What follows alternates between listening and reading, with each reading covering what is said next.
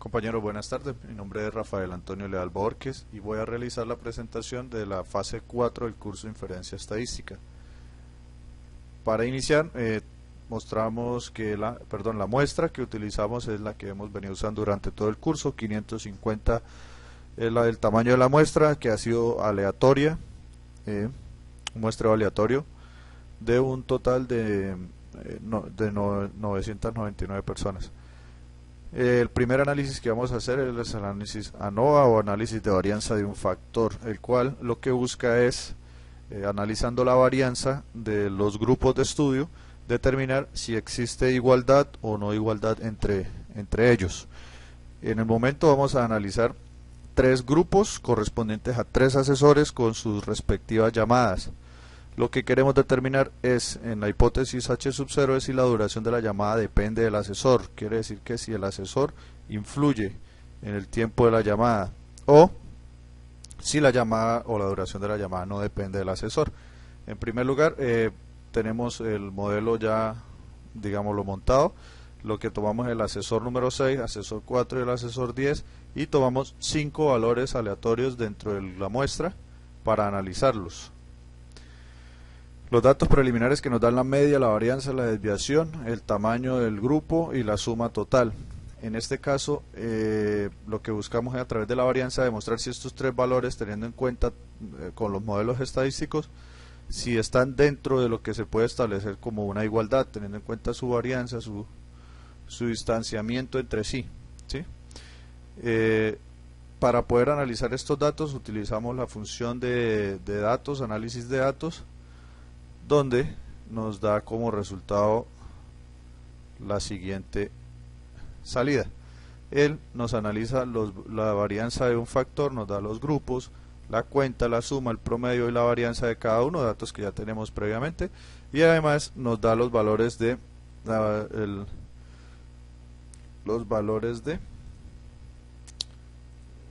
la suma de los cuadrados entre los grupos o dentro de los grupos, los grados de libertad, los promedios cuadrados y un valor f calculado. Este valor de f, ¿sí?, es el que nos va a determinar si existe o no existe igualdad entre los grupos.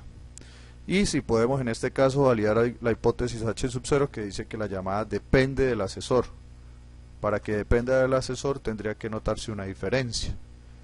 En este caso nos da un valor de 0,19 calculado, y el valor crítico para f, ¿de dónde lo tomamos? Existe una tabla que se toma como referencia teórica del valor teórico que debe tener, que se encuentra, o que la tomamos de la siguiente tabla. Son tres grupos y en la columna, en la fila, se determinan los grados de libertad. En este caso, para el ejemplo que estaba marcado en el ejercicio de ejemplo, era el 15 grados de libertad. Ahora vamos a ver cuántos grados de libertad tenemos para poder determinar el F teórico. Los grados de libertad que nos arrojó el análisis son 12. Por lo tanto, debemos seleccionar la fila 12, que da un valor de 3,77. Este valor F crítico o teórico es el que nos determina si existe o no existe igualdad. El valor obtenido es 0,19 contra el valor crítico, que es 3, nos está indicando, al ser menor, nos está indicando que no existe diferencia entre los tres grupos de estudio. Por tal razón, analizando estos resultados, podemos concluir que el valor del F calculado contra el valor de F crítico, podemos observar que el análisis de la varianza da igualdad entre las analizadas. Por lo tanto, se concluye que la duración de la llamada es indiferente del asesor que atiende, por lo tanto no se acepta H sub 0, aceptándose H sub 1, que la llamada no depende. La segunda parte de este primer ejercicio es realizar la prueba Tukey. La prueba Tukey es una prueba, podemos decir, complementaria, que se usa cuando el valor de F supera al valor crítico, y en donde se busca encontrar si existe, como existen diferencias, en este caso sería qué grupos es diferente con cuál, si es el 1 con el 2, el 1 con el 3 o el 2 con el 3. Esa es la prueba Tukey. En la prueba Tukey utilizamos la media del grupo, que ya la tenemos calculada, el número de elementos que vemos de observaciones, que son 5, tanto para el grupo 1, 2 y 3. El valor, el estadístico de Tukey, también lo obtenemos de la tabla de Tukey, y el resto de valores nos los calcula y nos da como resultado, nos confirma del análisis inicial de que entre el grupo 1 y 2 no existen diferencias, entre el 1 y el 3 tampoco, y entre el 2 y el 3. Por tal razón, con los dos análisis que se han desarrollado se puede comprobar que H sub 0 se debe rechazar y que H sub 1 se debe aceptar. No existen diferencias, es decir, totalmente indiferente al asesor que atiende la llamada. La segunda prueba que se realiza en el taller es la prueba no paramétrica del Chi cuadrado. ¿En qué consiste? Consiste en analizar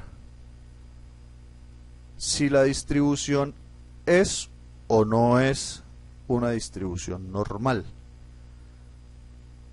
¿Cómo se realiza? En primer lugar, se saca o se toma de la muestra la variable que vamos a analizar en este momento, es el consumo, que es una variable continua.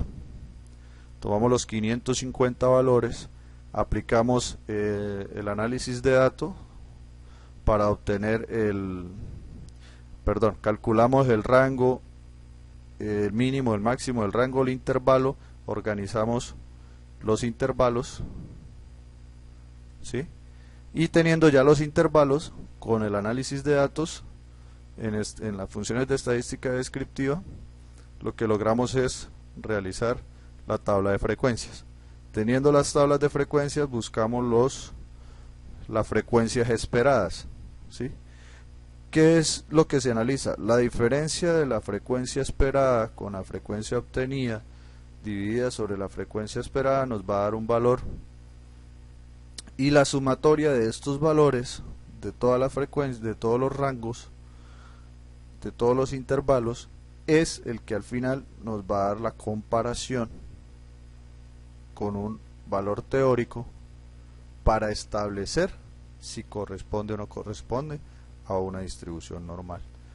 En pocas palabras, aquí trataríamos de ver lo que se debería dar para que fuera una distribución normal, hallando las diferencias, ¿sí? con las frecuencias obtenidas y sumándolas, tendría que darnos un valor menor al teórico. El valor estadístico calculado, entonces vamos a tener el porcentaje de error del 5%, los grados de libertad, que son 8, ¿sí? Y el valor calculado aplicando la fórmula nos da 15,5. ¿Qué es lo que nos está diciendo ese 15,5? Que debe estar igual o menor a este valor. En este caso lo supera ampliamente, lo que quiere decir que la diferencia con una curva normal es bastante. Por lo tanto, se concluye que la distribución en consumo de kilovatios no corresponde a una distribución normal. Esa es la conclusión del ejercicio.